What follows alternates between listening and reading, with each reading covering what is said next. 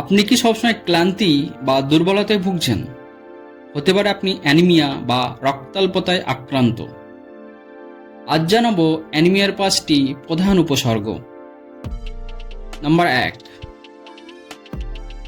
শরীরে সবসময় দুর্বলতা আর ক্লান্তি অনুভব করা। নাম্বার 2, সামান্য হাঁটাহাঁটি করলেও শ্বাসকষ্ট হওয়া। নাম্বার 3, মাথা ঘোরা বা চোখে অন্ধকার দেখা।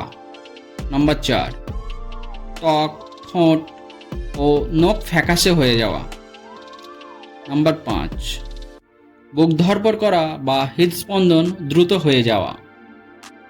এই উপসর্গগুলি যদি আপনার মধ্যে দেখা যায়, তাহলে দেরি না করে অবশ্যই চিকিৎসকের পরামর্শ নিন।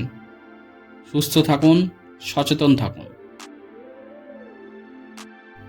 ভিডিওটি ভালো লাগলে অবশ্যই লাইক, কমেন্ট এবং চ্যানেলটি সাবস্ক্রাইব করবেন।